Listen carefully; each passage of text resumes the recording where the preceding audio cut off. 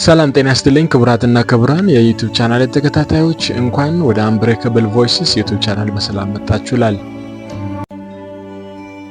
እምነት የሰው ልጅ የህይወት ወሳኝ አካል ነው።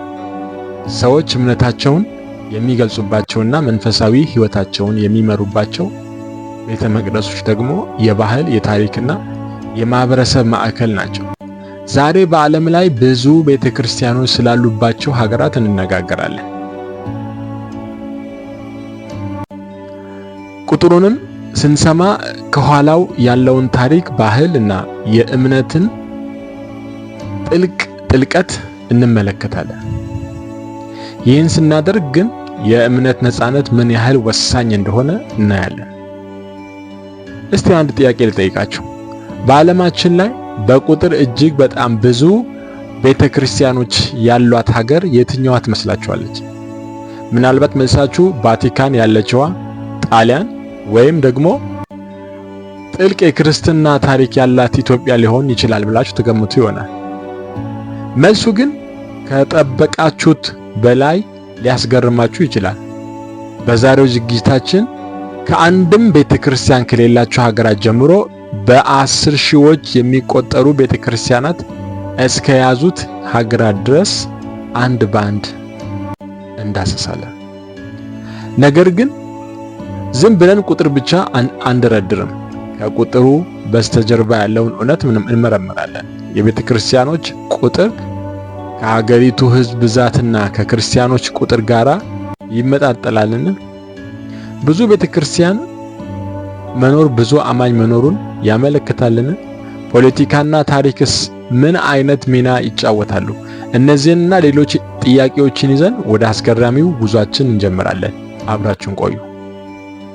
የመጀመሪያዋ በዓለም ላይ የእምነት ነፃነት ውስን በሆነባቸው ወይም አንድ ሃይማኖት የበላይነት ባላቸው ሀገራት የቤተ ክርስቲያኖች ቁጥር እጅግ በጣም አናሳ ነው።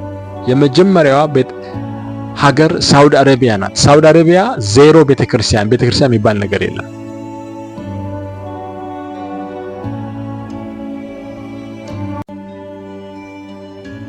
አዎ በትክክል ሰምታችኋል። በይፋ የተመዘገበ አንድም ቤተክርስቲያን በሳውዲ አረቢያ የለም።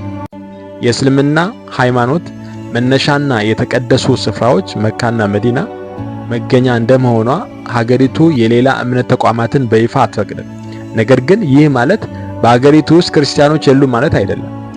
ከፊሊፒንስ፣ አውሮፓ፣ አፍሪካና አሜሪካ የመጡ በሚሊዮን የሚቆጠሩ የውጭ ሀገር ሰራተኞች በድብቅ በየቤታቸውና በየኤምባሲዎች ቅጥር ግቢ ውስጥ ያመልካሉ። ይህ የሚያሳየው የእምነት ተቋም መኖር እና እምነት መኖር ሁሌም አንድ ላይ ላይሄዱ እንደሚችሉ መሆኑን ነው።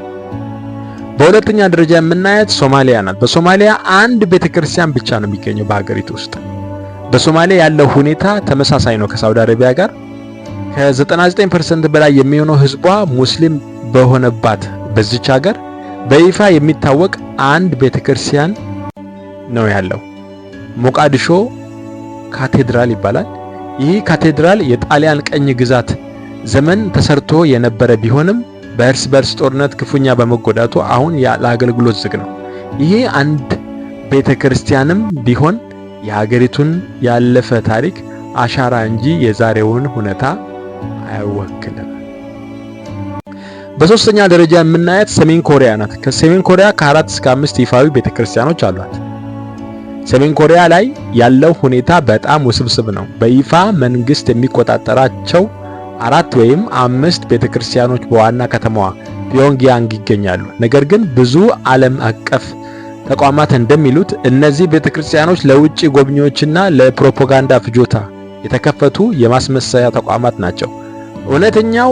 እውነተኛው ክርስትና የሚካሄደው በከፍተኛ ስጋትና ስቃይ ውስጥ ባሉ የመሬት ውስጥ ወይም የቤት ቤተክርስቲያኖች እንደሆነ ይገመታል። ስለዚህ ይፋዊ ቁጥር ከእውነቱ ጋር ምንም አይነት ግንኙነት የለውም። እነዚህ ሀገራት የእምነት ነፃነት ምን ያህል ወሳኝ እንደሆነ በግልጽ ያሳያሉ። አሁን ደግሞ 5 በነፃነት የሚገለጽባቸው እና ቤተክርስቲያኖች ቁጥር እጅግ በጣም የበዛባቸውን ሀገራት እንመለከታለን።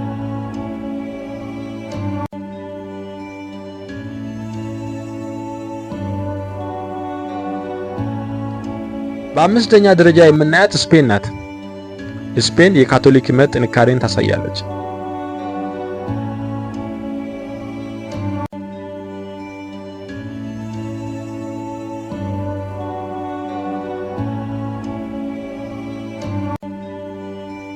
በ2023 መረጃ መሰረት የስፔን ሕዝብ ብዛት ወደ 48 ሚሊዮን የሚጠጋ ሲሆን ከ60 እስከ 70% የሚሆነው ሕዝብ ክርስቲያን ሲሆን አብዛኛዎቹ ደግሞ የካቶሊክ እምነት ተከታዮች ናቸው። ይህ ማለት ለእያንዳንዱ 2000 ያህል ቤተክርስቲያን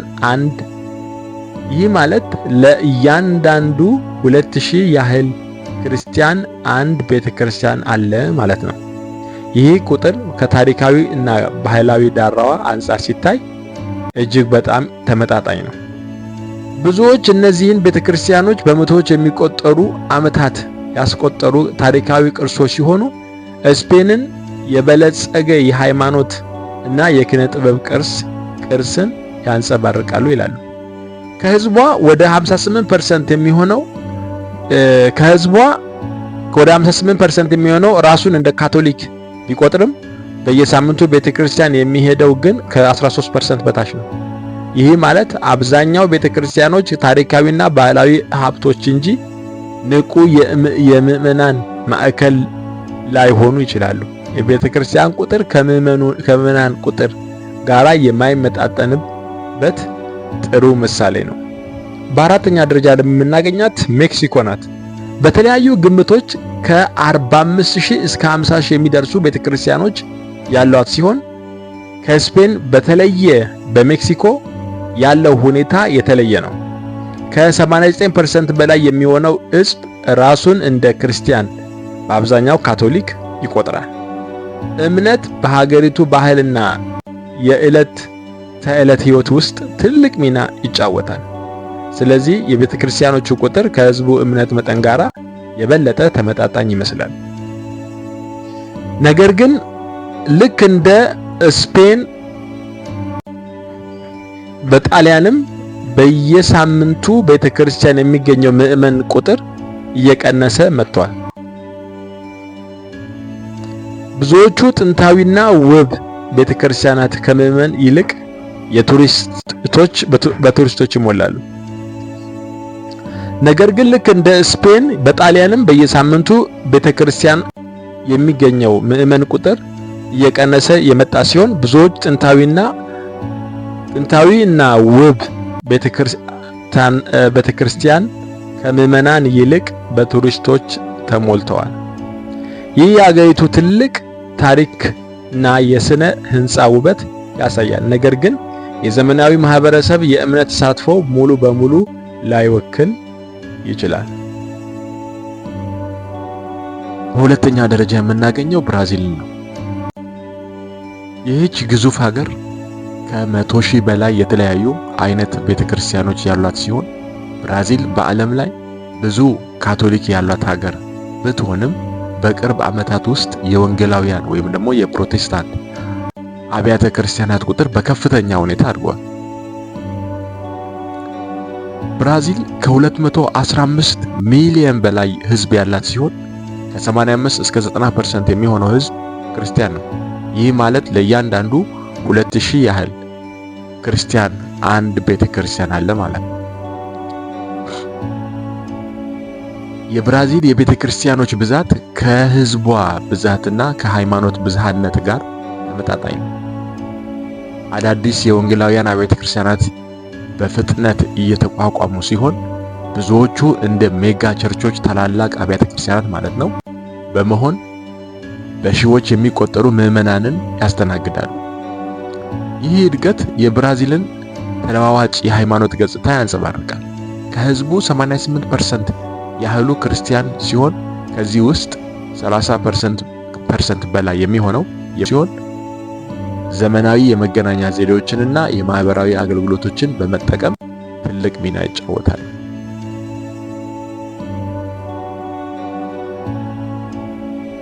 እንግዲህ ውድ ተመልካቾቻችን ከዜሮ ቤተክርስቲያን እስከ 400,000 ቤተክርስቲያን ያለውን ጉዞ አይተናል። ከዚህ ሁሉ ምን እንማራለን? አንደኛ፣ የቤተ ክርስቲያን ቁጥር ሁል ጊዜ የእምነቱን ተከታዮች የዕለት ተዕለት ተሳትፎ አይገልጽም። እንደ ስፔን እና ጣሊያን ያሉ ሀገራት በታሪክ የተሞሉ ሲሆኑ ነገር ግን አንዳንዴ በምዕመናን የጎደሉ አብያተ ክርስቲያናትም አሏቸው። ሁለተኛ፣ ፖለቲካዊ ስርዓት ትልቅ ሚና ይጫወታል። እንደ ሳውዲ አረቢያና ሰሜን ኮሪያ ያሉ ሀገራት የመንግስት ፖሊሲ የእምነት ተቋማትን ቁጥር እንዴት እንደሚገድብ አይተናል። ሶስተኛ፣ የቤተ ክርስቲያን ቁጥር የሃይማኖታዊ ለውጥ ሊያመለክት ይችላል። በብራዚል እንዳየነው የፕሮቴስታንት እምነት እድገት አዳዲስ አብያተ ክርስቲያናት በከፍተኛ ቁጥር አስገኝቷል፣ እንዲጨምር አድርጓል። በመጨረሻም አሜሪካ እንዳሳየችን የቤተ ክርስቲያን ብዛት የሀገሪቱ የባህል ልዩነት፣ የሃይማኖት ነጻነትና የማህበረሰብ አወቃቀር ሊያንጸባርቅ ይችላል። ውድ አድማጭ ተመልካቾቻችን እናንተስ ምን ታስባላችሁ? በእናንተ ሀገር ወይም ከተማ የቤተ ክርስቲያን ቁጥር ከምዕመን ቁጥር ጋር ይመጣጠናል ወይስ ታሪካዊና ባህላዊ ፋይዳቸው ነው ጎልቶ የሚታየው? ሐሳባችሁን ከታች በኮሜንት መስጫ ላይ አካፍሉ። የዛሬው ዝግጅታችን ይህንን ይመስል ነበር። መረጃው እንደጠቀማችሁና እንዳስደሰታችሁ ተስፋ አድርጋለሁ። ይህ ቪዲዮ ከተመቻችሁ ላይክ፣ ሼር ማድረጋችሁን እንዳትረሱ። ለቻናላችን አዲስ የሆናችሁ ደግሞ ሰብስክራይብ ማድረግን ቤተሰብ መሆንን አይርሱ። በሌላ አስገራሚ ዝግጅት እስክንገናኝ ድረስ ሰላም ሁኑልን።